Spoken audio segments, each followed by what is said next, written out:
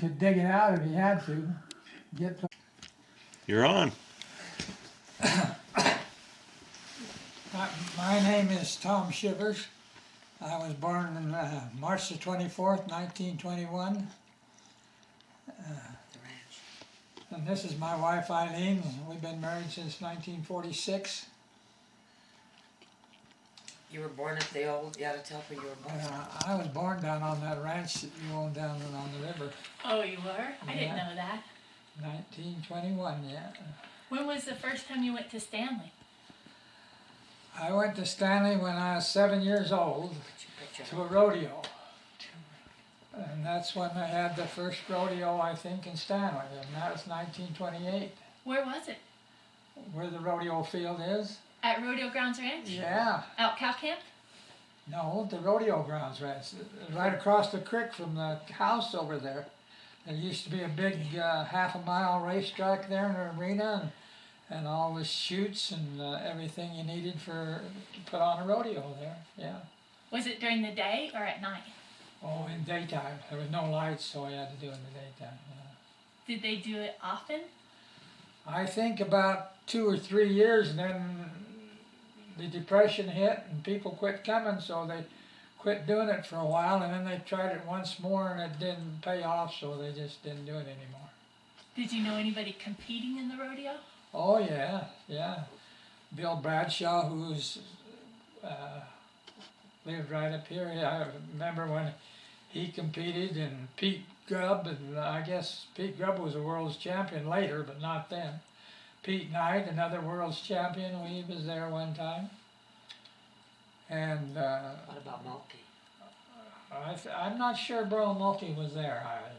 He was another world's champion from Persimmon. You got to see that. But I'm not sure he was at Stanley. I've seen him ride several times, so. Eileen, did you go to the rodeo too? No, it was 1928. I didn't go to that rodeo She that I wasn't born till remember. then.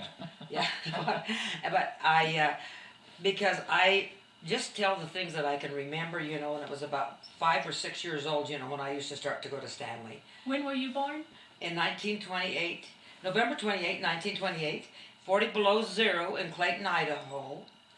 And my aunt was a nurse, came to attend along with my Aunt Laura from Stanley. But they didn't think that they could do the job, so they made my dad call Dr. Jensen from Mackey. And he came, and of course I arrived 1 hour before he got there, and my dad was peeved because he had to pay him $75. And I've got the check in the bedroom, I'll show you. Oh my goodness.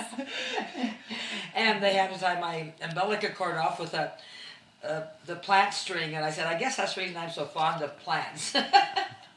Yeah. Eileen, you said your Aunt Laura came from Stanley? Yeah. What's her last name?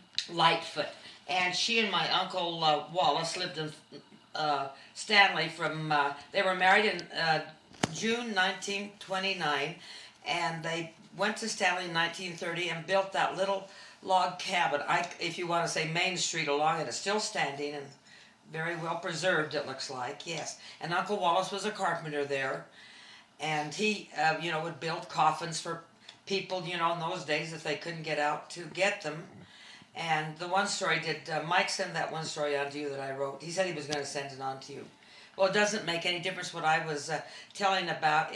This is what, since you asked us, I'm quite surprised about the dates, like when my Uncle Tom Ennis died in Stanley, and my Aunt Laura and Uncle Wallace had to get a sleigh with their October, November, December, 6-month-old son, and they had to bring his body to Robinson Bar on a sleigh. And then my dad met him in the old Hupmobile, and they tied him on the back of the Hupmobile and brought him to Clayton to bury him.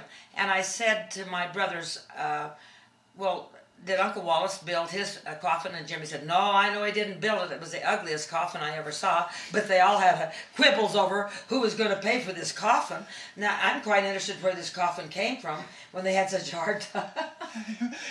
When they said it's such a hard time, Mainly, I guess maybe it was a rough box they brought him down on. Can you imagine that And then Doug told me, I called Doug Lightfoot. He was a young child that lived there at Stanley next to Annie Bill and Uncle Bill. That they were no there were no couple that lived right next door to this little log cabin.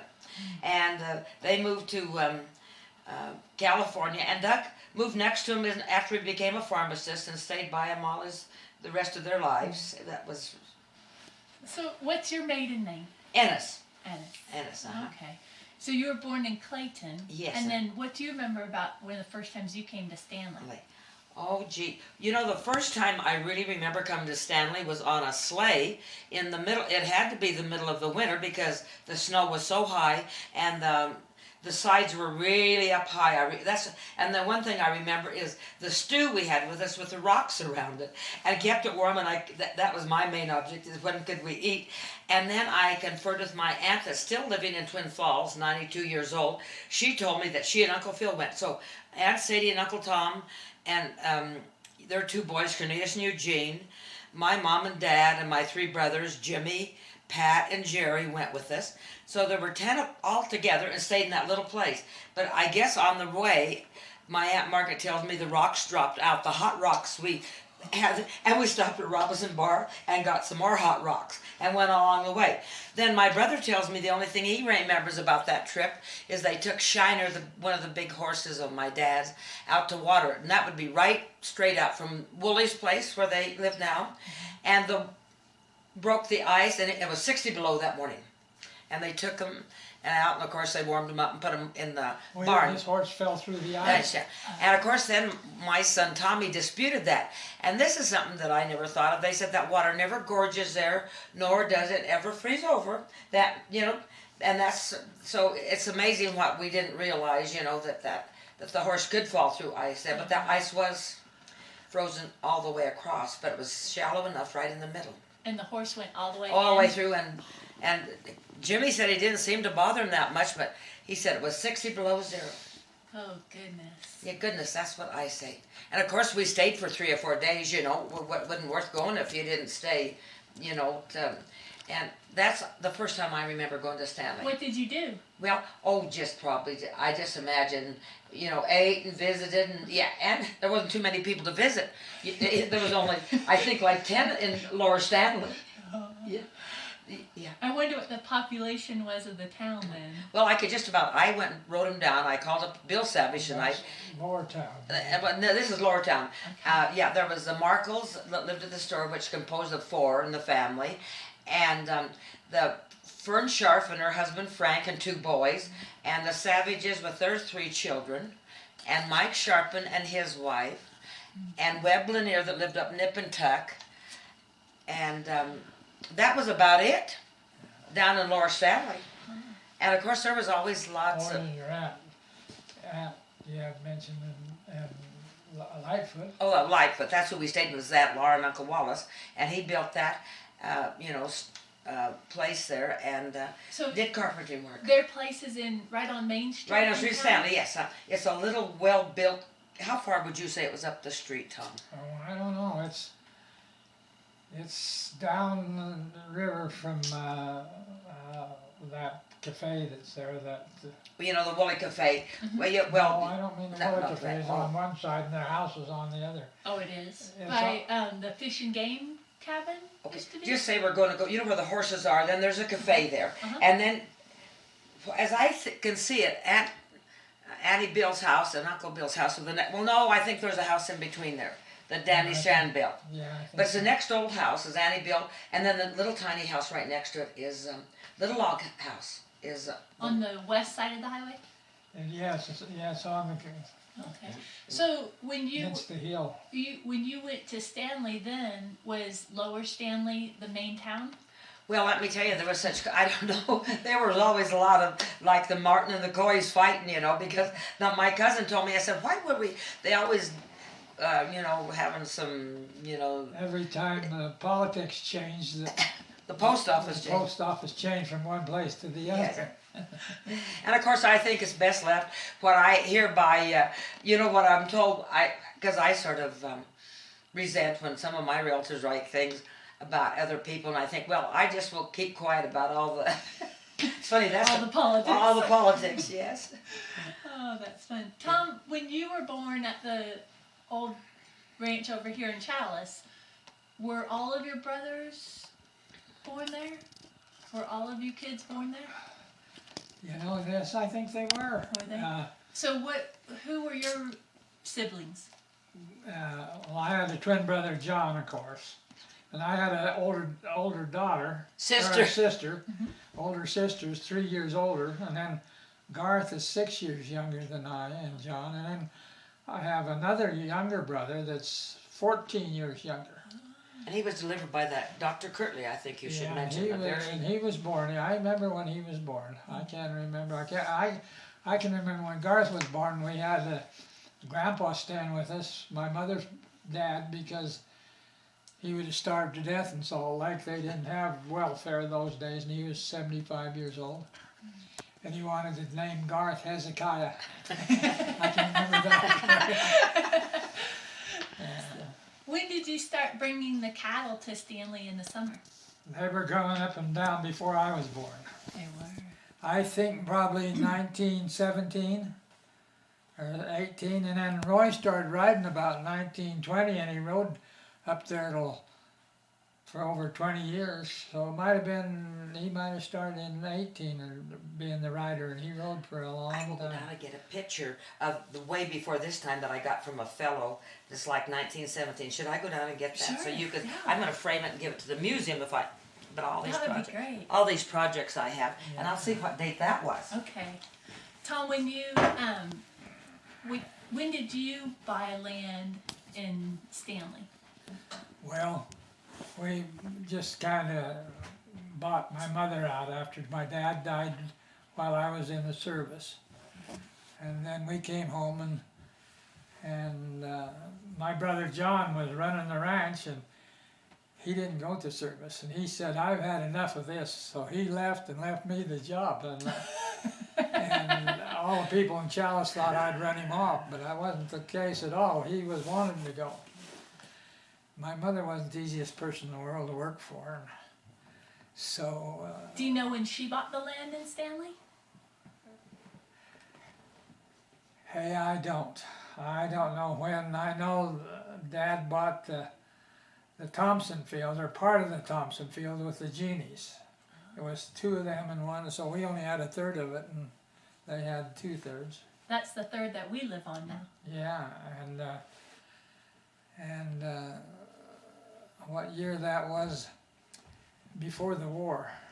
And then what about like the cow camp and where the scale that was house part is? of the, that was part of always part of the shares in the cow camp was just part of the deal, and when the Chivers was acquired that, I don't have any idea. In 1935, only the Chiverses and the Genies ran cattle in Stanley. The first picture of 1935. I don't See, think there's a old one that I've got to. Dear me. Now, and I do have their number. And what day did it say that? Just the Chivers and the Genies were the only ones there 1916. until the Peavies 1916, so we came, have and they bought that place down there maybe 37 or 38, but they didn't run cattle, didn't get a permit there till 39 was the first year they ran cattle. Tell about the black cowboy that was there. I thought was always interesting. Yeah, You I'd go like, over there with Tom. okay, I'd so really Dave like to can read get who's that. on the back. See, I forget. I haven't looked at this for ages. And you know what, Eileen? I think they have that at the museum. Do they really? The- Oh, do they? Now I wonder who got that for them. I think Mahoney's. Oh, did they? I wonder how they got that. Isn't that the same one, Dave? Say, may I ask you, is there a Mahoney's Home for Girls in Stanley? Yesterday at church somebody was announcing, like, or was it for homeless people? I never heard of a Mahoney place. Not that I know No. of. Tom, let me read the names off. This- So you have this in Stanley. Well, now, Is that the same one, Dave? I can't see it. I'll look at it after Yeah, the I- day and see. there's Slim Shivers, Frank Oster, George McGowan. See, the McGowns were the first people in that valley that we know. the McGowns now, they've been running there for a long, even before the turn of the century, I believe. And they used to have an old cow boss by the name of Frank Cook, and I remember when he was old, I was young, I'd go visit him and he'd be out on the street and he had red shoes. I don't know where else they Just got bright that, red. because the Colemans came from California. And he told me about one time he was up there and they took the cattle all the way from Cape Horn all the way up to, and went up Pole Creek up by Galena Summit Oh. and over into East Fork. That's the way they went with them cattle. And this one year he was telling me about, he was boss and he wanted to bring the cows out, say in October, because there'd been quite a little snow and he wanted to go while they still get out. And Omegaon said, oh, stay a while. And he said they stayed till there was so damn much snow that took 200 head of horses to break a trail for them cows out of there over the top there. He said them horses would go a few feet and stop and lay down, and others would take their place, and they finally broke a trail and they went and took them over and back. Then they ran the cows through. And, Tom, will you open that with Aileen? That is a different picture. Oh, yeah. Yeah, And I don't think there's the one anybody else that- that have this one. The one that I'm thinking of had Piero Piva Oh, yeah, and, Tom, yeah, we have that, you know. yeah. Yeah, we have it downstairs. And it the looks huge real one. similar, Yeah, but yeah, that's a real. that one with the branding, yeah. Yes. Now, see, Mike made See, great that's huge ones for 1939 when that Yeah, was yeah, yeah. taken, and that's the year that we built the scales. Now, you- 1939, you built the scales, and this one's 1916. And it's Slim Shivers, Frank Oster, George McGowan, Joe Rogers, And Rogers used to run cattle. Charlie Shaw, he was a forest ranger. Cecil Ebb, he was a cousin of the Zilkeys, we know them. Amos Leeton, Roy Shivers, Bill Oster, Patsy Coleman, and Jack Coleman. And they told all the horses they were on. See, that was important. I should have put that. I should have put all the horses, I'm sorry. Oh, that's neat. Isn't that neat? Yes, they did. Yes, that's cool. Yeah, yes, 1916. 1916, yes. That's cool. Well, Tom, tell about when you used to move the cows up and down the river from Challis to Stanley. Well, even when we were little, we went with Uncle Roy was the cow boss for the Chivers.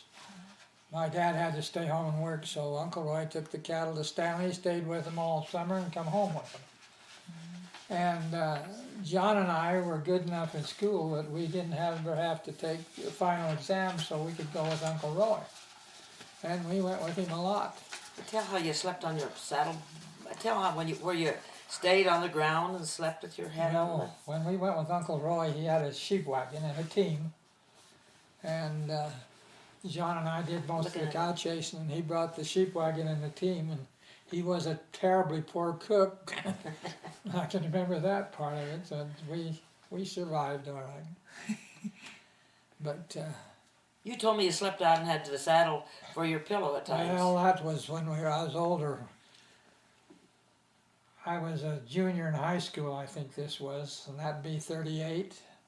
And we were coming down the river with the cattle, and it had a big snow, so we had to come early. And Uncle Roy called up and said, I'm going to let them go if you guys come and get them. And so John and I and our cousin Buck was 4 years older, went up to get them.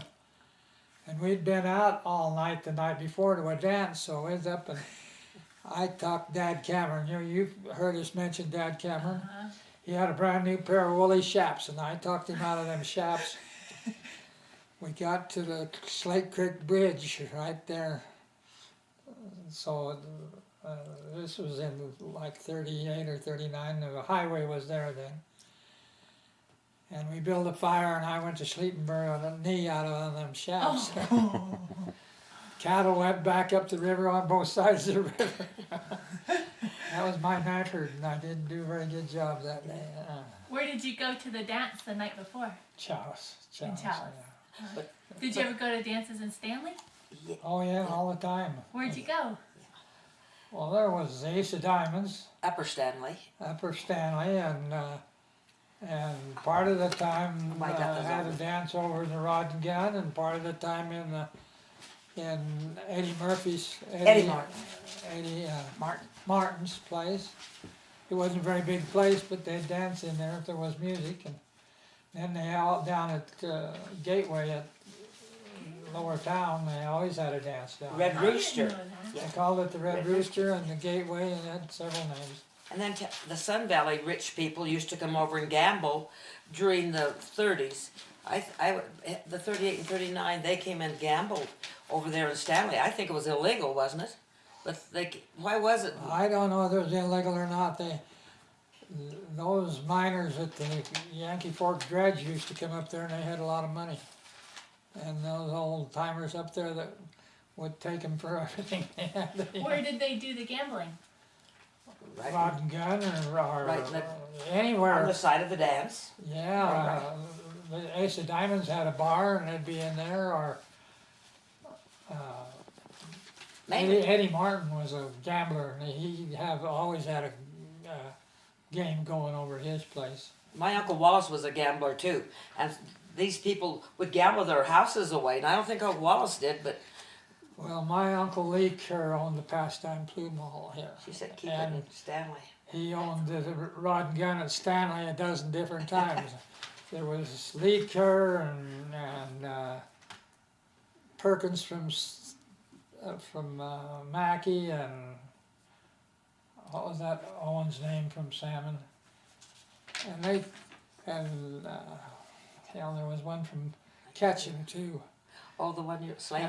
Slave were from Ketchum, and they'd gamble that off, that title to that Ace of Diamonds, or the rod and gun changed hands every week up there. And about dances, now I remember going to the dances with Mother. She didn't leave me home. They always stayed until 5 o'clock in the morning, and I can remember sleeping on the back, the back up there. For 7 or 8 years, they really had boom time in Stanley. When was that, Aileen? Well, really, before the war and after the war. Oh, okay. Yes, it lasted when we were teenagers. Yes. I remember. I high think it school's was in better 40 before the war than it was after the war. Really? Well, when you have 3 or 4 dances going in Stanley, it has to be pretty good. Yes, we don't have that now. No, do we? you sure don't. Now, during the hippies, I hate to say it, but you couldn't get onto that dance. You couldn't get into Stanley.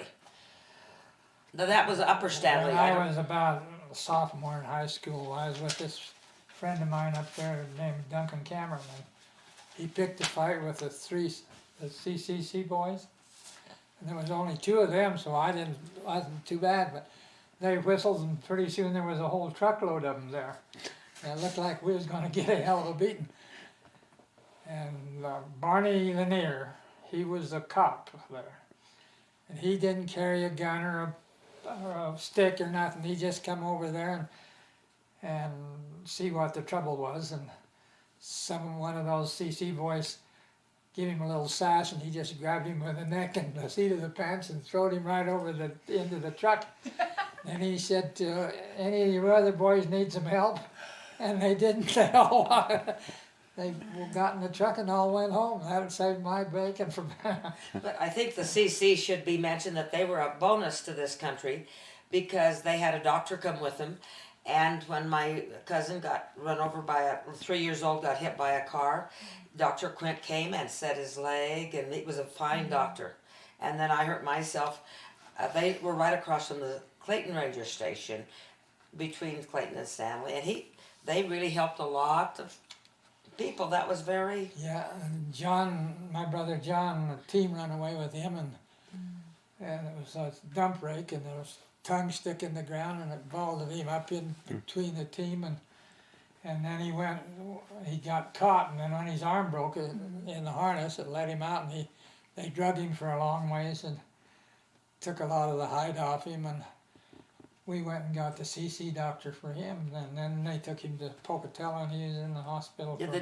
Dr. Quint, is that the one they got? No, I don't remember his name, Eileen, but he happened to be in town, and so we didn't have to go out to there was a CC camp out on White Valley, and then one at Clayton, You're supposed to keep a Stanley. Huh? You're supposed to keep a Stanley. Well, there was in Stanley. Redfish Lake had the CC camp. They built a lot of roads and fences, drift fences and stuff around this. It wouldn't ever got built if it hadn't been for them. So, at some point, did you stay summers in Stanley, or did you always go back and forth? Oh, we always stayed at the cow camp when we went up there. Yeah. Even from when you were little, all the way? Yeah, we would even go up there and stay till catch a ride to Challis with just anybody that happened to be coming. We'd catch a ride. But you didn't ever live up there. You never lived there. No, not until.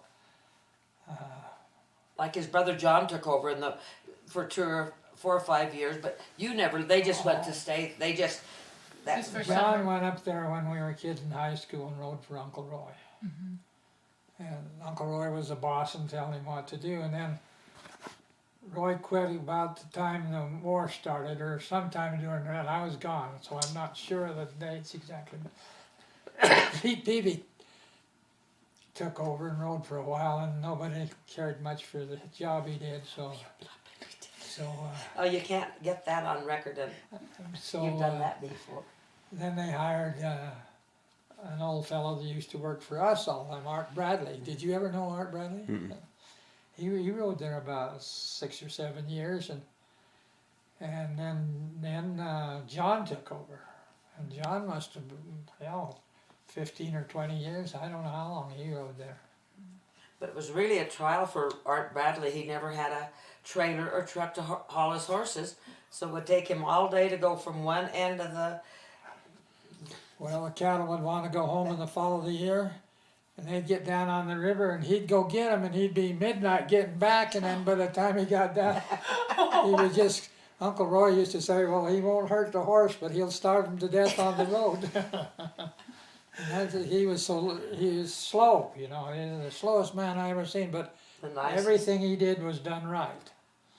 So when he went after those cows, if he had to go clear to Sunbeam to get them, he got them and brought them back. Yeah. Remember, this is going to be on tape, and the Peavies will be like. Why was Cow Camp named Cow Camp, and when did that happen? It's been the cow camp ever since I can remember. I don't know. I guess because that's where the riders stayed, and the people that went up there to ride for the beef, and it used to be quite a few people come in the fall of the year when we gathered up the beef, and so it was the cow camp, and that's. Did you used to sell to? Did you always sell calves off? Did we always Sell the calves off, or did you? No, for years, not until 1939 did we ever sell calves. We sold, and we trailed them to catch them mainly, and sometimes to Mackey, the railroad. You put them on the railroad. And I don't know why we didn't make up our mind to go to Stanley, go to catch them all the time, but we didn't. We sometimes went to catch them, and a few times I remember we went, brought them down here to the Challis and let them clean up the fields good, and then took them on to Mackey. So you would take them over Galena Summit? You would take the calves over Galena Summit, trail them? Yeah. But you trail them over the hills. You took shortcuts. It took us about, I don't remember, 10 days, time that we got from Stanley to catch them, or we didn't ever get in any hurry. I've written it down when we're going along. All the way above, all that area above where the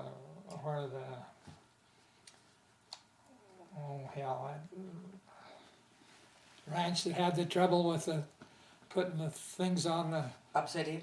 obsidian. Yeah, Busterback. obsidian wasn't where it is now, but above Busterback? Busterback Yeah. was open. Well, there was no ranch at Busterback. There was nothing there, but no, there was no field there either. But that river bottom was, so we grazed along that river bottom, and then we got up Pole Creek, stayed the night, and then we went over the hill the next morning.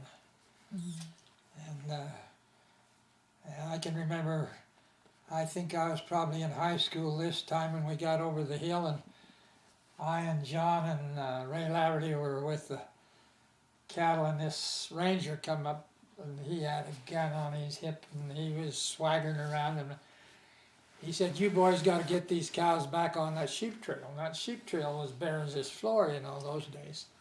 It was bare. So we just said, "Well, you just go talk to the boss." And he went and talked to Uncle Roy, and it was a different man when he came back. Dad Cameron was always your good cook, wasn't he, when you went? No, we had Jim Bruce with us. Dad Cameron was a cowboy when we Yeah. went over the hill those times. Dad Cameron was our cook the first year I went up the river with Yeah. Tom and them. But you know, you ought to tell about how we ate at the cow camper. They used to, one rancher would take turns killing a beef the numerous years, and then all the families would send food up, you know, to make a go of it because there wasn't that much to buy in the stores in Stanley. So every, you know, buddy had to, how many were there in the 5 or 6 families? Well, there was 3 Chiverses and 3 Genies. And then there was the Peavies and the, They come along. yeah, and the further Starks. on. And that. So everybody bought food, you know, to make, and I don't remember them really buying that much at the store in those days. Most was, but later you ought to. And usually the wife of the rider cooked for the crew up there, like Aunt Lizzie did. I know for years, and then what was our Hester. Hester Spalding did, and so did Gladys Bradley. Gladys Bradley, and Amy did when John was there. Mhm. And Then Mabel and I went up and pinch hitted when didn't get a rider, and Mabel and I'd go up in the fall, and that was a lot easier having 2 of us. A lot more fun too. Yes. And then we bought our groceries, and I guess people still butchered and didn't they? Yeah, but they always take turns. who's butchering. ever a rider would pick out a nice big calf that was still, you know, a yearling that was still sucking. And boy, they'd be good too, I'll tell you what. The yearling still sucking in the fall of the year.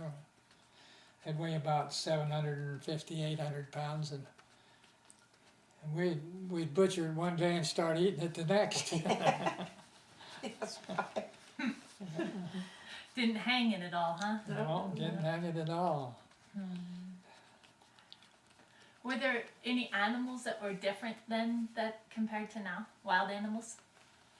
You know, I never saw an elk in Stanley till I was a big kid. And then just damn rarely. Nothing like there is now. I guess I must have been 18 or 19. No, I wasn't. I was a little younger than that, and I remember being with my Uncle Slim, and we rode into a little clearing in the timber, and this bull elk had been whipped off in there, and he was on the fight. We rode around him. We didn't bother him. He was on the fight, and that's the first one I'd ever seen there. And I suppose I was about 37 or 38. But then later on, we saw quite a few, you know, especially in the fall when the snow was deep, we'd run into them. Did you ever fish for salmon? I never did. Did I you, never Aileen? did. Huh?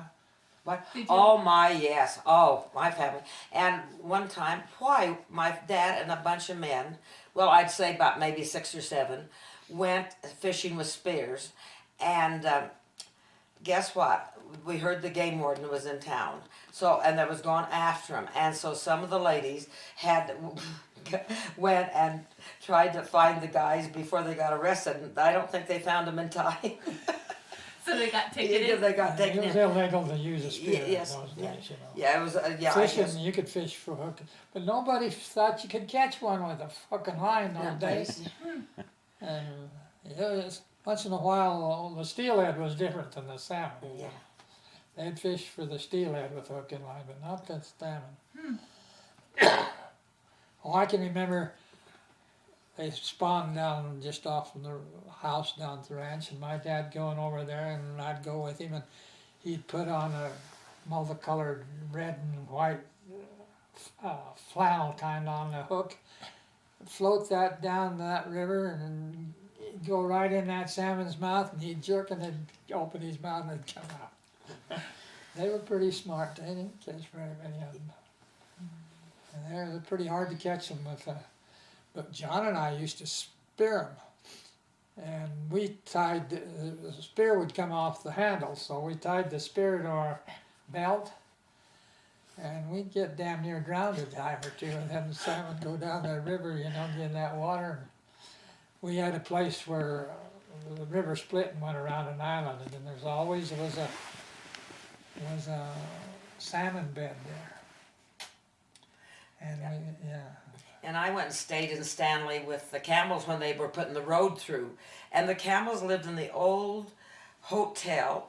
This in all the old pictures, you know. But it was very dilapidated. But there was about maybe 6 rooms. But oh, that was fun to live in a ghost house like that.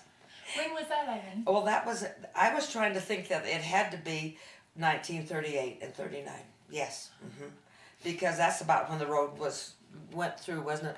Yeah, somewhere along there. Yeah. I don't remember. It's just funny how the dates elude you.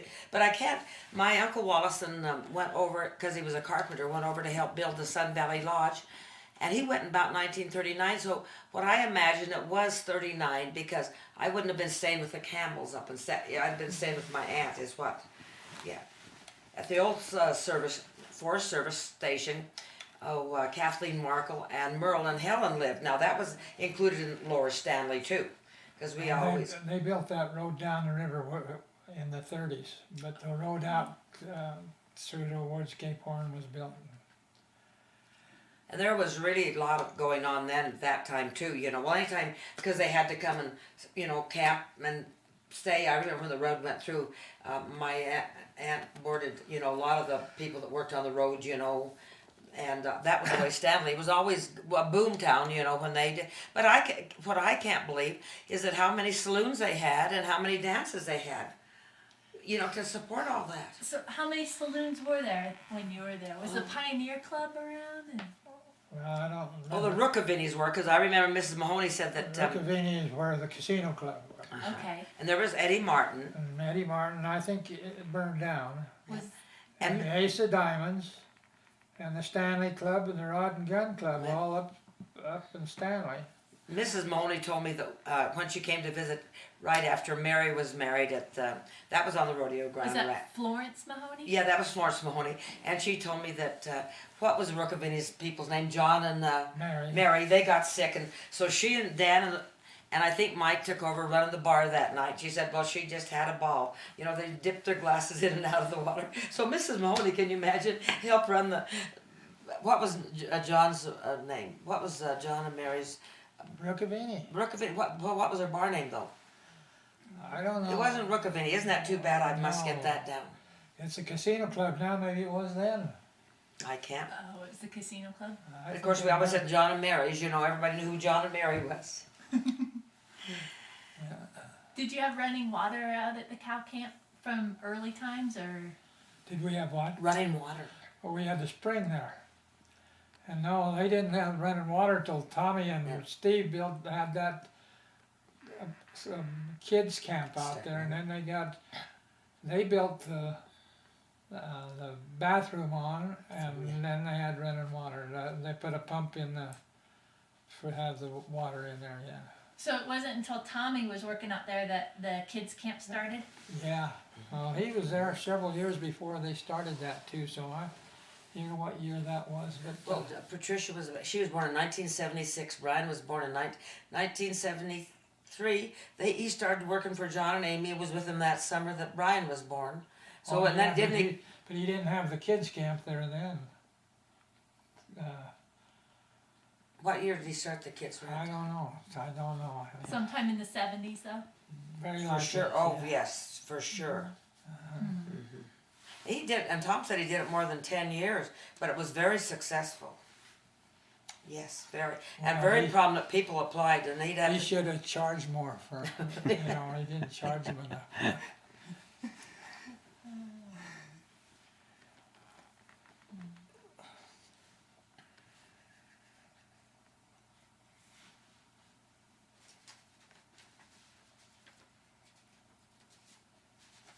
Are there any funny sayings that you remember from the old days? Funny what? Sayings?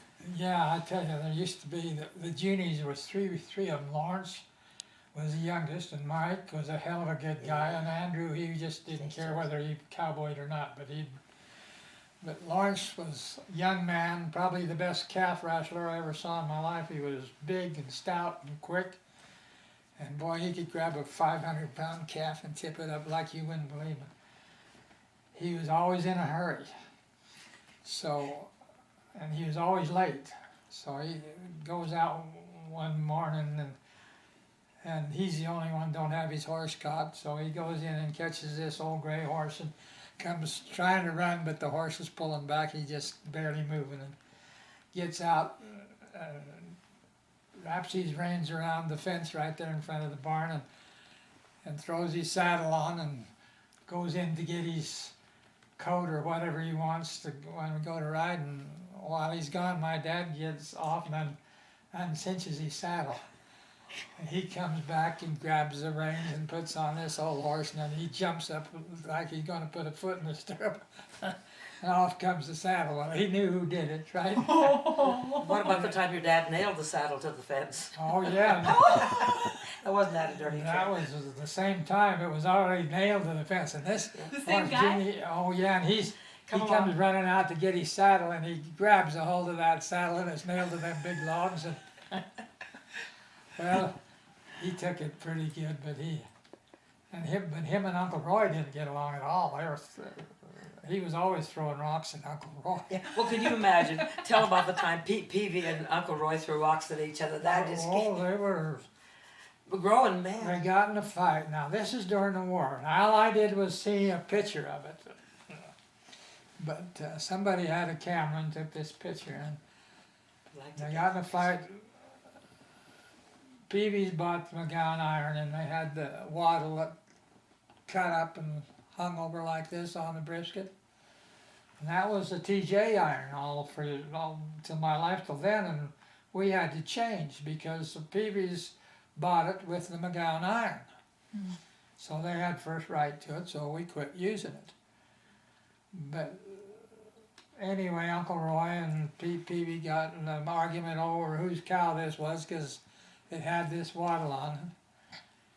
And I don't know whether Roy hit Peavy with a rope or whatever happened, but Peavy grabbed honest to God, that post was that big around. I don't know how he could even handle it, and he's after Roy horseback, and both of them horseback with this post.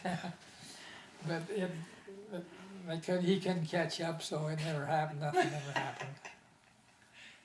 Did you ever race horses? Huh? Did you ever race horses out there? Yeah, John and I had the two best kids ponies in this whole damn country when We we had were the best kids. horses all the time, did you? We did. We had good horses. Yeah. And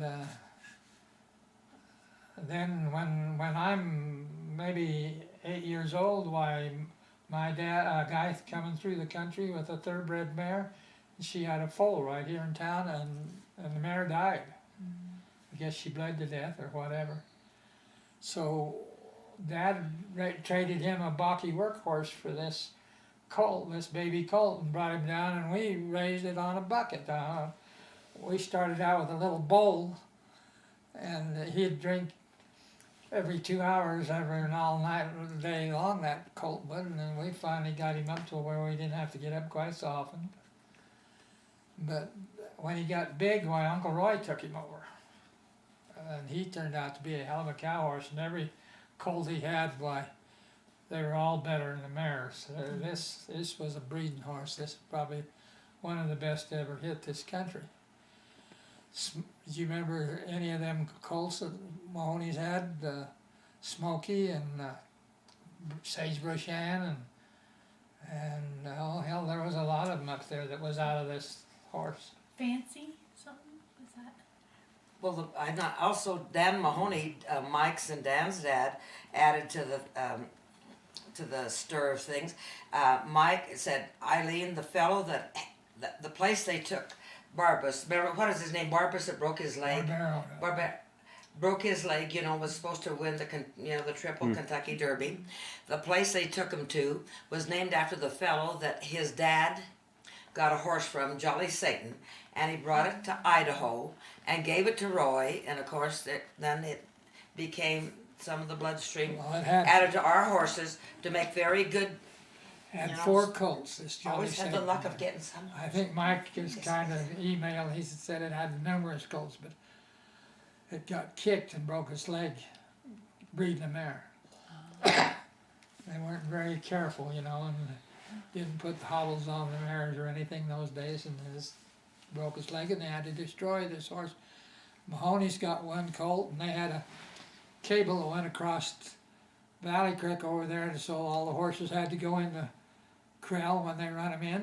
And this colt got against that cable right at his throat and just kept pushing until he pushed himself underwater and drowned. Oh. And I had one, and when it was 2 years old, Garth's riding with it, and it bucks him off in the main street here right in front of the old post office and breaks its neck. Isn't that? And Dad Cameron had one, and it was so goddamn mean that he couldn't do anything with it. He took it over to O'Neill's, and nobody knows what happened to it over there. They must have shot it.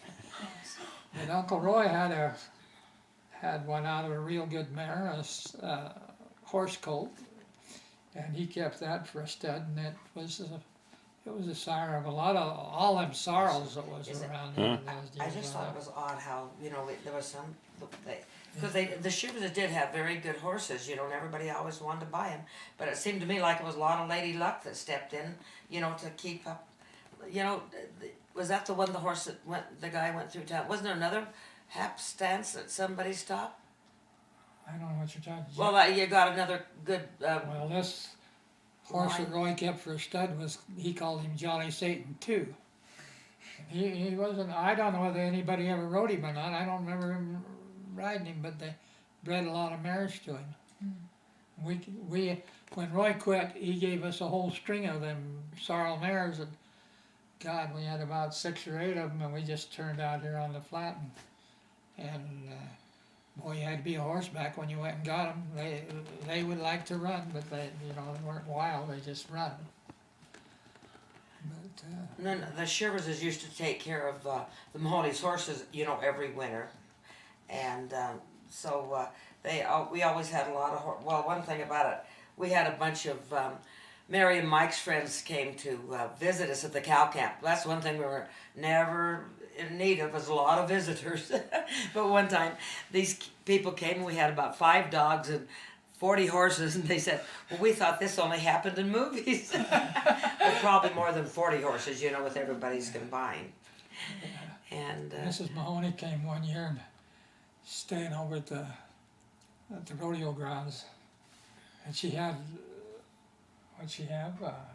shingles that year, yes. And she said, would you entertain, she had 2 people with her, a doctor, a psychologist. And a Japanese gal that made, porcelain teeth. Porcelain teeth. Well, she said, will you entertain these people for me, because I'm sick. So we did, yeah. We had an old pickup with a cardboard in the right-hand window, and but they went with us every day. We'd be down on the river one day and out to Cape Horn the next. And when this woman left, she said, boy, you got a big backyard. And then we had him to breakfast and dinner. She said, oh, you ought to write a cookbook. I said I should have started in then. But, she was quite encouraging. And I did say to her, I said, well, my gosh, you sure have seen a lot of... I forgot what I asked her. She said, oh, Mrs. Mahoney has a very beautiful places, everywhere you go. But I was impressed that day. Mrs. Mahoney, we visited with her, and she said she just visited with Jacqueline Kennedy. So they were quite... But these people really enjoyed getting out. I was quite ashamed. That was one of our poor... we had up and down cattle years. Sometimes we had good, but not... And then sometimes very poor. Well, we had this pickup that was just dilapidated, and we had chains in it. And here we had this Japanese girl that was very wealthy. Her dad did run racehorses in Japan, she told me. But she did enjoy riding the ranges with us. And I never started going to Stanley with Tom till after all the kids were gone. Then I started riding with them, and... We had a horse for each of them. Every time we'd get out, they'd get out and go too, Yeah. But, Tom and I used to go take over the cow camp when Tommy would leave for school in the fall. And that was a lot of fun. I really enjoyed that.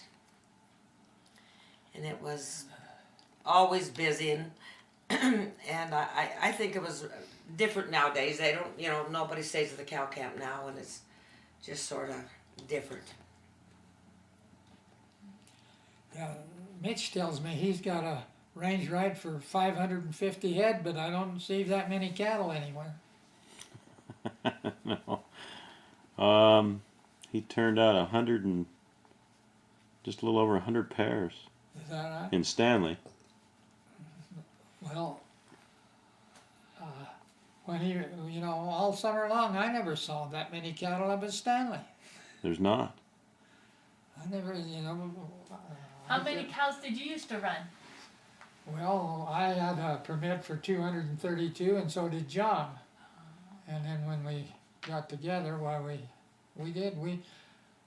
then we run a couple hundred head in the fields all the time. Besides 1935, how much did you and the Genies run? The 3 Chivers boys and the 3 Genies is what I... I was trying to think. One year, I can't remember what it was. The Forest Service. 39, because that's when we started selling calves. They took away all our. Go down and get another picture. And We had a temporary permit equal to the permanent permit. It's sad, don't It it? probably. It's sad. If you've ever seen the records on that thing, they took that away from us. Do you want to? So we started selling the calves that year, Thanks, Andy. Oh, 1939, and we had about 300 or 400 head of steers, and we brought them down the river, and we had one damn steer that was just like an elk. He was out in the front all the time, just wilder than hell, and put it in the oyster place. And we were just kids. We went in and went to bed, and God, I remember Jess Pearson knocking on my head. Hey, he said, them steers forded the river, and they were going up Thompson Creek. And I got up and saddled a horse and went up there, and I had to go about 5 miles up Thompson Creek to get ahead of this damn thing. God, he was on a run. Now,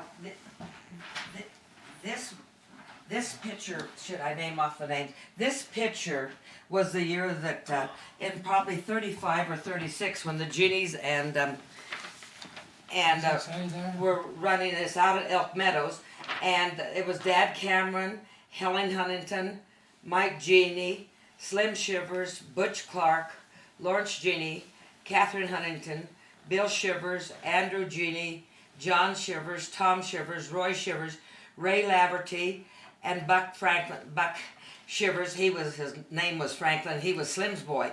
Now Ray Laverty's wife gave this to me. So then Ray Laverty came in to the country on a horseback. Yeah, I saw him come. He had a black horse he was riding, and a gray horse with his bed on. That was it. No, and I gave the original. I thought the I don't know who he went to work for was a first, but then he beautiful- went to work for the Genies. And Tom's the only one that Spent a lot of time in Isn't that Stanley. something. Riding for him. I had so many, and then I don't know. Brian said he don't have the original of that. I went and framed the one that Gladys gave me, but I've got a better copies of that. But I just had that the other day, isn't that? Well, that's the copy we had down there. That no, it's a No, that's different a, one. no. Where the sun hit it and just about. No, but that's the one that Mike enlarged first. Mike enlarged. You saw those great, huge ones. That was a delightful picture. My God, Yeah, that's a lot better when it's down yeah, low. you sure but did a it good had job no on place that, to- Elise. My God. Now, people look at that and try to figure out. You surely did a good job on that. Yeah, Well, maybe Tom, we should, what branch of the service were you in? I was in the Air Force. In the Air Force? How long were you gone for? I went in on the 5th or 7th of May and got out the 27th of November. And this is 42 when I went in, and 45 when I got out. Yeah, I was a navigator on a B-24. So where were you mostly? What? part of Well, the I world?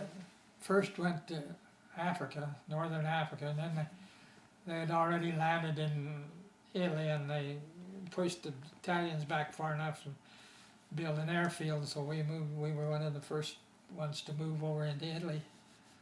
And then I was there in Italy the rest of the time I was over there. Yeah.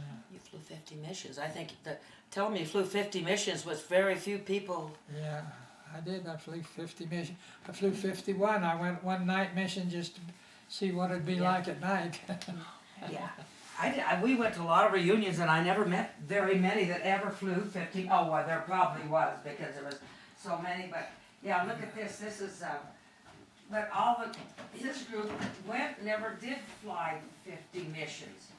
So here his Well, That was from. I mean, from- all honest, Yeah, no, I and the,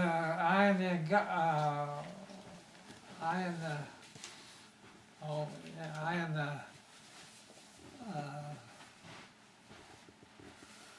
yeah, the radio operator are the only two that flew 50 missions on my crew. They decided they was gonna send us home to be a nucleus on a B-29 outfit, so we got to come home before they had flown their 50 missions. We come home before the war was over. Was that Marty? Yeah. Oh, did Marty fly with you? Yeah, so he And there's said only he 3 did. of those left of his crew. Now you talk about people that were bonded. Yeah. We had one exceptionally good pilot, that's, was really good. And we had a good crew, and they kept their nose, they did their job. But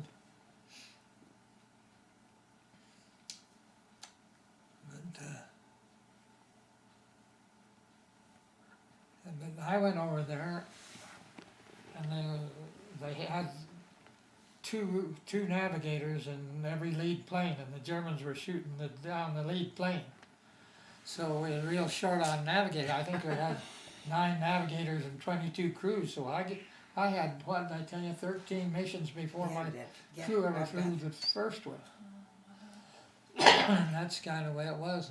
He was a national navigator, being he could find his way around the mountains. I do think he and John were exceptional. Now Tom can still, we can go any place in the world in which we have been, all but Korea. One time we went to Korea and we didn't know where we were. We had to say one word to get off at a certain place. But we could be in New York City or any place, but he can't find a thing in the house.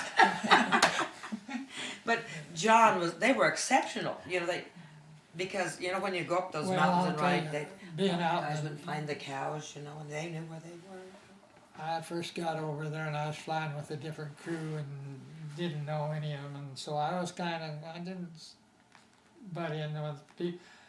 We weren't the lead crew. We flew over the Danube River, and we were supposed to turn on the Danube River, and hell, it was just a strip of fog, like you've seen on a river. For 50 miles in each direction, as far as you could see, was this strip of fog, and you knew damn well the Danube River was under it, but we kept right on it going north. Because they didn't see the turning point, God, and then one time we were supposed to turn at Lake Como, and it's a big lake, but it froze over during the night and snowed on it, and hell, never seen it. They went on and on by without it. Now, for guys that'd been out in the open,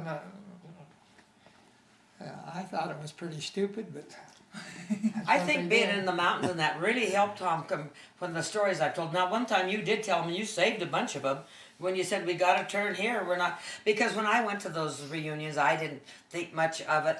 And the radio man that Marty said, well, I'll tell you what, your husband and I did the most work in that whole thing. He said, I've never, that would raise shackles. But they would say, well, if we didn't have the navigator, we wouldn't, be here today, because they had to tell you where they're going. They had an A number when everybody loved the pilot too. I'll tell you, he was a good pilot. Yeah, and he's the kind of a guy that everybody liked. We were stranded over in North Africa with a flat wheel, and they're going to send us a new. When we landed within this steel matting with the flat wheel, it just tore up the thing, twisted the landing gear, so we couldn't go anywhere, couldn't take off or anything. So we played cards in the shade of that and went around that airplane for a month. But Robbie, that was the pilot, he says, I'm going over and talk to these mechanics to take a big wheel off of this guy, came in with a flat nose wheel, and put it on ours so we could get the hell out of here. And he did. He went over and talked to them guys, and that is quite a chore to jack up that airplane and take the big wheel and all the metal and everything that goes on that wheel. See, it comes down like this and lands and locks, and then and it's. He went in and talked them into putting it on there so we could get the hell out of that place. We'd been there 6 weeks, I guess. Oh my goodness. And Tom, tell about the time Robbie knew that fellow that landed the plane. He said he was right on a dime. Remember? Then he. Well, you met him too. We went to that. I can't remember what his name was, but he was from Ennis, Montana, and I can't think of his name, but he was flying the lead plane, but he was flying in the left-hand seat, and the commander was in the right-hand side, and a piece of flak comes through and cut both of his gloves. Didn't touch the skin, but cut the gloves, cut that guy's throat just slicker than if he'd get it. And so he went to emergency landing field, thought they could help that guy. Well, they never could, but they landed there and they had to take the plane apart to get it off of there. They couldn't fly it out, but that's where he landed it. It was just an emergency strip for fighter planes, really. But Tom's pilot that we love so much, I had to go tell all these people, and talk to them when their relatives died. So tell them, I thought that was the oddest He was thing. operations officer, so he was his job to, when anybody got killed, to notify the next of kin, And visit them when they got to the States. So when we come home, we were supposed to go to a B-29 outfit, and they didn't have my orders the same, so I didn't ever go. But Robbie and the others were all they were in like an Arctic Circle or something like that. And Robbie said he noticed this man and wife and a younger lady staring at him all the time. Well, we had the uniforms with the 15th Air Force on it, and their son is this. What did I tell you that guy's name was? Anyway, the one I just told you got his throat cut. They went to the Arctic Circle, ice cream shop. That's where he saw these people. And said that they come over and talked to him and wanted to know if he happened. Taylor was the guy's name. Imagine. And they'd known, and of course we knew him real well. But isn't that strange? They came over and asked, and that was the fellow that got. What that a he was small world. What a small world. I mean, I thought that was one of the extraordinary stories that you hear. Yes. See, the first time we ever got together was years after the war. We were married in '46, so Tom never got. When did we start going to those reunions? Quickly in Oklahoma. No, Well, then I went wish. to the one in Las Vegas, the first one. You remember when Bob Hope was there? Yeah, and the minute they got together, they started. I should have had a tape recorder. This is when these stories came out that I wished You would have had. I'd had. Well, we never all got together. We just Some of us. I think 5 or 6 of us would get together. Yeah, 5 or 6. But then they knew how precious they were, so they kept coming. Then we didn't go the last time. That other kid, some of the kids on his Tom's crew were just 18 years old. Two of them were. Yeah. Peter Friend and Nose gunner and the tail gunner were both just 17. Just. So, did you two meet after the war or before? After. After? How'd you meet? Sheriff introduced us. well, but I knew Tom I knew his family. I knew his brother. I went to school with his I brother. knew who she was. Yes, That's sir, about yeah. it. But we started dating after the war. But we went to all these reunions, and boy, that really opened my eyes. I guess it was maybe 10 years after we were married. Oh, maybe longer than I that. think maybe. Yeah. I don't know. We didn't go for quite a while. And then we went, and so. Every year after we started, for a while, and it's getting too big a hassle anymore.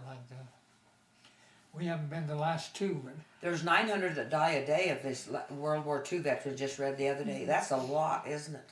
That's a whole lot. A whole lot. A whole lot, yes. Yes, there's hardly any left that... Well, you ought to tell some other story. What about the time your plane caught on fire and you had to come in? I thought that was... we were too low to bail out, so we just came on in. And I didn't know it was on fire. I'm standing up in the front there with the pilot, and I'm not sure he knew it either. But when we're coming in and landing, there's some guys standing on the end of the runway, and they turned and run. Well, when they run away, I knew there was something.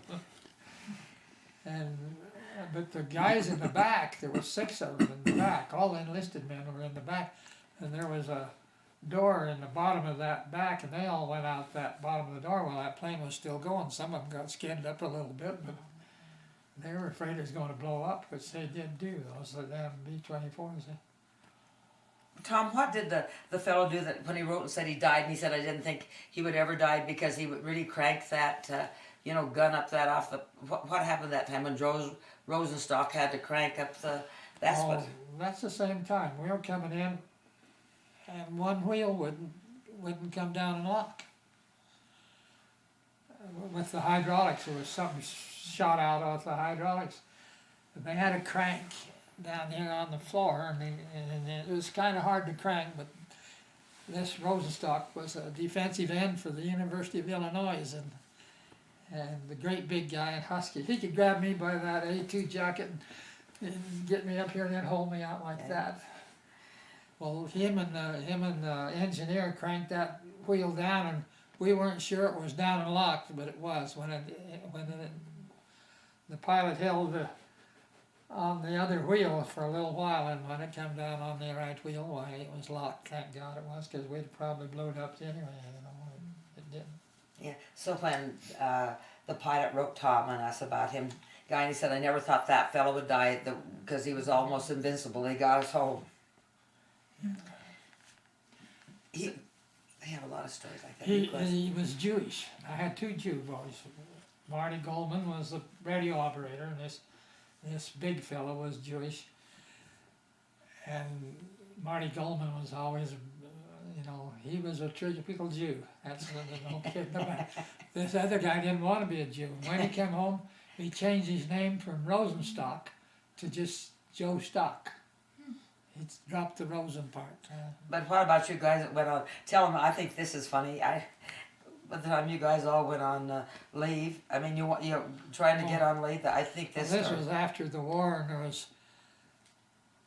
5 or 6 of us stationed in Ellington Field out of Houston, and they were having that carnival they have in New Orleans, and we wanted to go, and they were having a Jewish holiday at the same time, and we had a Jewish boy with us by the name of Gottsman. And so we go up and sign I thought it was an Irish deal you were going to go to, and he tried to be Irish. No, it was Jewish. And we signed up, and Gottsman, we have this great old master sergeant we had to check in with to get permission to go, And Gottsman signs up, he had no trouble, and then this Bozak, he said, haven't you ever heard of Polish Jews? He said, that's what I'm a Polish Jew. And then there was Lenhart was the next one, and he got by, and then I said Chivers, and that don't sound like a Chivers, a Jewish name to me. And I said, well, you've been around that sort of it. We're all set to go, and the last guy was McWilliam. And we couldn't make it stick. That was it. McWilliams hadn't have been there, we'd have made it. We're telling this old sergeant that we're all Jews, But McWilliams was with me, and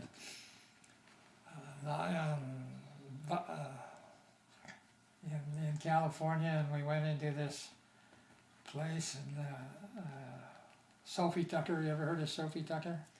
Oh, did. Big, heavy-set woman, she was singing.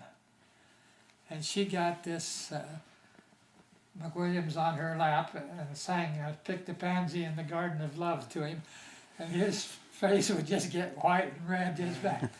God, it was a big show, I'll tell you.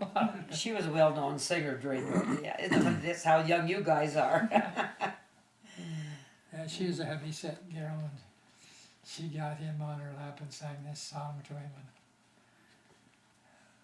And he was about 20 years old, I guess, McWilliams then, and he was kind of embarrassed with her.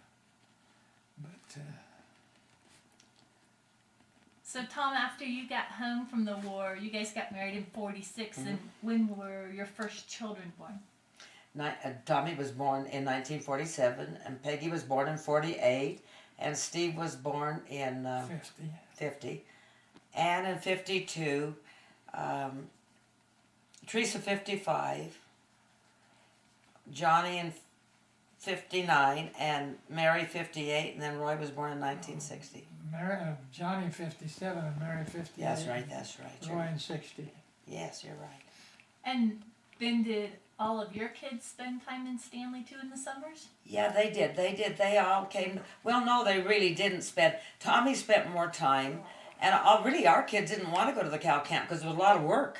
Yeah, they really didn't like to go. They had to ride hard and do a lot of things. Roy never did care for her. He's the youngest, and he never did care for her. But Johnny used to go and help Tommy quite a little bit. Well, Roy helped Tommy the most. Yeah. Roy helped Tommy the most, but no, we didn't. We always had so much work to do on the ranch. We never got to Steve go. was in with Tommy on that camp. So when they had that all dude kids, you know, and he helped out. But they always went on the cattle drive, taking the cows from Challis to. All the kids went on that. Well, not Peggy didn't, because she stayed home. She was sort of like me. Peggy stayed home, and Ann did a lot of riding for on the ranch, and then Mary and Roy went up the river with Tom an awful lot, and then they did the cooking. Mary would do the cooking, and Teresa went an awful lot up the river. But our kids never, stayed in Stanley per se. They went. How long did it take us to go up the river with the cows? Well, we stayed. In those days, we'd stay a month at Torrance. See, so that was quite a. And they were there quite a bit. And drove. Yeah. When you stayed at Torrey's, where did you run the cows? Yeah, right around there, from Torrey's down, And up Burton Creek. both sides of the river. Creek. Yeah. We had to keep them from going to Stanley too early. That was the main reason to stay up there. I see. Yeah. If we'd have just let them go, they'd have been right in Stanley in just a day or two. That's all. And then, do you go back to Stanley now? I know I ran into you once having a family reunion out there. Oh yeah, we've had a lot of family reunions out there. Yes, and when the years we have weddings, we don't go up there. So we haven't had a family reunion in Stanley for 2 years, have we? Because we had we took Tom's family, sister's family hadn't had a reunion, so we all went up there because her kids have to come from Alaska, and they have came. That was at Polson, Montana. Yes, and then another year there was a big. The year before we went to Sarah's wedding, and Yes. Reno, Nevada. Yes. Yeah. The year we have a wedding, then we. That's generally we don't have reunions up there, but that's where they really like to go for the reunions. So do you think you'll go this summer? Well, I think maybe we will this I summer. don't know. Well, wait. We've got a son-in-law that he's got everything in the world, even the kitchen sink and hot and cold running water when he goes camping. And he likes to do it, so we just let him do it. So it's easy to He set has up a- camp. He has a kitchen. He sets a tent up from here to the door, and he has everything under this cover, and That's great. Yes, he puts a rug out so we. The last time we had all we had all of Tom's family and our family too. Now that really gets pretty hectic, and we have pretty good times up there. We just thought, well, that's a good way to get it done, and so that's where we celebrated our 60th wedding anniversary. Was that way because the reason they go away because if all the kids come home here, then it centers here. Everything centers here, which you're glad it does, but it does get to be 4 days of it get to be too much. So they took Tom to Rockaway Beach, and we got housing right around, and then this time they got housing, in Sun Valley the Sun Valley right close. for Eileen's 80th birthday. So maybe we won't have a reunion. Since they're all coming this week. Yes, to Sun Valley. yeah. So we just play it by ear. You know what? Yeah, it's Tommy's boys won't be there, or his daughter either. they're both the boys. Luke's leaving for Afghanistan the 30th, and Brian's leading the battalion the 6th of December, and so we'll be praying and waiting. And Patricia's going to have a baby, so we probably will have it when they get home. We probably really will have a baby. Something really big. We just went to Jesse's, and he got home and from Afghanistan, so we probably will have something big when those boys get home safely. That is our And of course, it won't be the same without Roy. And Roy got home at the last reunion in Stanley, and we're sure thankful for that. And took gobs of beautiful pictures that day, yes. One thing we don't like. When you said you had a picture of somebody throwing a rock, I'd like to see that picture. You said He said he had just seen the picture. You just seen the picture, yeah. Yeah, I'd like to see some some of those. Oh dear, yeah. But I thought I better have this framed and taken I up. think you should. Yes, sir, That's because a wonderful. yeah, picture. because it isn't doing any good in a drawer. You know what I mean? From 1916. That's Yes, a wonderful photo. Yes, it is for that day and age, Yeah, wasn't I it? think that's about the time the Chivers just moved up to Stanley. Well, they might have went partially before. We used to go up to, it shows Frank Oster there. He had that place, and we had some kind of a deal with Osters that we stayed at their place and up and down the river with whatever, and then we took their cattle to Stanley. And she always fed them. And Oh she, yeah, Mrs. Oster. Well, everybody fed. When they went up the river, they had a place to stay all along the river. You know what I mean? And that's the My way it dad was. used to start John and I out when we were kids and say, offer to pay every place you stay and never give us a dime to pay for anything. We did too. We offered But I to pay bet your them. mother. But I bet your folks took them food and that. I know your dad and I mother. don't think so. We stayed at Lysingers. no, we Didn't never you? stayed with the Didn't license. you? Not once. We stayed with the next place above there, Jeannie Place. Oh yes. And then we went to Mrs. Oster's, and then we went to the Robinson Bar, and we'd stay there, and old Lutz Vogler would know we were coming. Well, he'd go get drunk, and we'd have to milk the cows. See, when we got there. Stanley was quite fortunate to have Gregory that took pictures. And 20 years ago, Tom and I did go to him because when I started to stay up in Stanley after Tommy left, I would go downtown and I would be able to get the originals, from. I'll tell you I forgot who kept those. Who was that lady that? Oh, Was it Ruth? No. She's, Oh, I don't know. But not Nider. So I got to buy that. Those were wonderful Christmas presents for my children. No, who was it? Was they lived in back of that and had the washateria to begin with. Nicholson? Nichols, yes. Frida. Frida, yes. And then she would order film for me. Well, then I didn't think I had enough, so we went to visit Gregory in Twin Falls.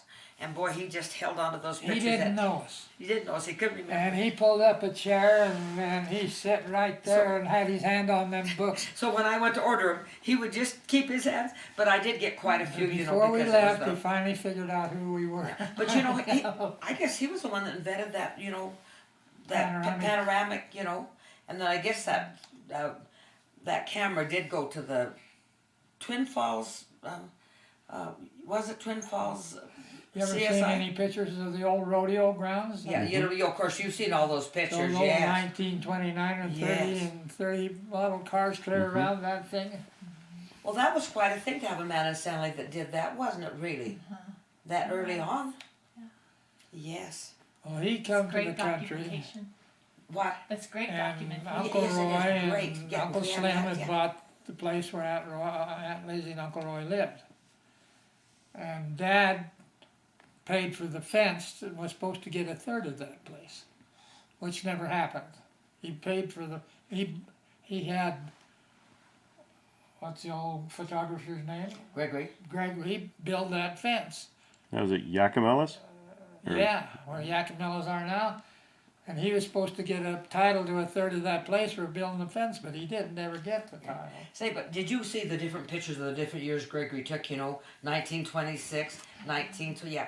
And I tried to get each one of them for every one of the children. Yeah, that was, and I was so lucky to get some of the originals. That's great. Yes, it was great. So Gregory was there quite some time, wasn't he?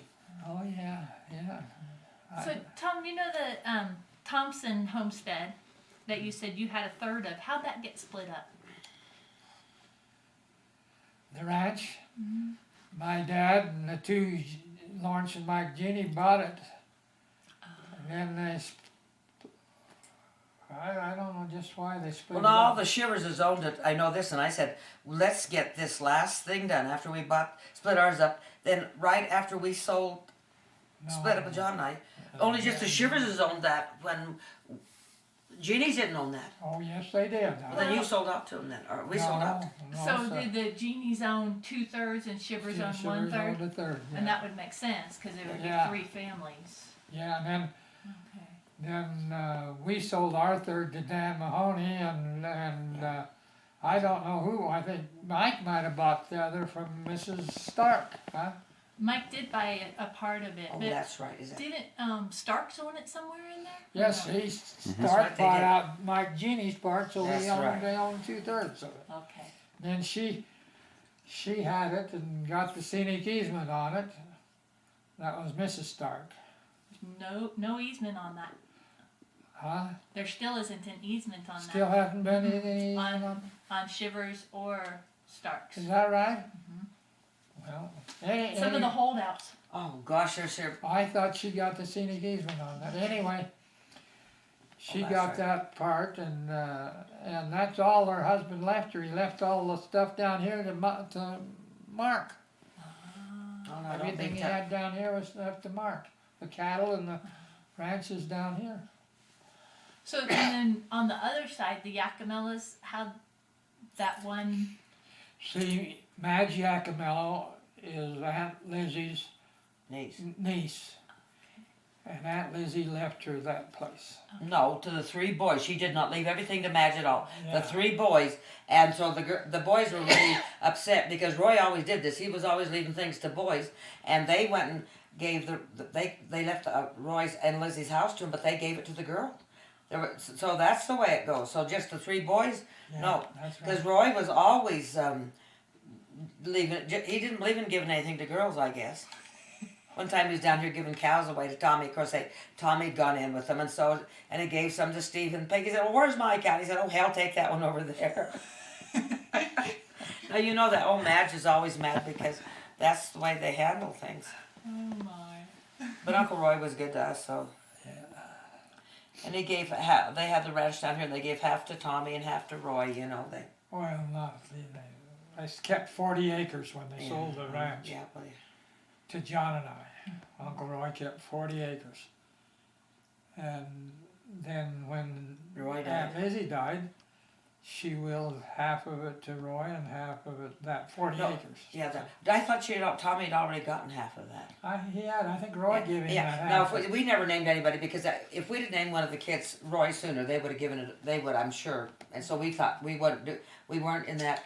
But he died before Roy was born. Yeah, so he died. So, but Lizzie still, she gave Roy his gold watch, and I just found those papers of that today, you know, but I said no, I wasn't going to do that because Roy Uncle Roy was good to our family. He was known as an old crank, but really he was really. Did you ever know him? Mm-mm. You didn't come Never in? met him. Yeah. Well, is there anything else you want to No, I put on the end? You're going to have to cut some of that out when he said you didn't care for Pete Peavy. You know how to edit, don't you? Of course. Edit a lot out. I don't know anything more you'd like to know. Did you know, were you here when they had that little tiny pool right next to it used to be next to where the museum is, then they had a, beautiful little public swimming pool there. No, I wasn't here then. But you knew that, yes. I would have liked. I wish someday it could be a public swimming pool. It is, again. it's just a shame, and during that hippie era, they just pushed everything in. Imagine that was just, so well kept and just really enjoyed, and then that era came along that people just destroyed they just finally had to fill it up and do away, and it really is a shame. We had friends that come to visit us here. They were in the Air Force with Tom, but not on his crew. And they came here, and how many years ago? The time goes, 7 years ago. But they looked out the window, they said, "Oh my God, you're down to earth." I said, "You should have been here in 1980. There was only one house on this ranch here, and all the things that, that we saw. When we came here, there was only about 4 houses here in 1980. 90. No, it's just Here in Chalice. yeah, right on this ranch. Just the Right. ranch. Oh my gosh, the chow. Just on this ranch. See, this used to be the Peterson Ranch. This used to be the Leighton Ranch that I remember. Yeah. Oh, Bill Layton had it, and he offered it to John and I one time for $26,000, and said you could just pay the interest, pay the principal whenever you want, but just pay the interest. You'd be fine with him. And we thought it was too damn much money.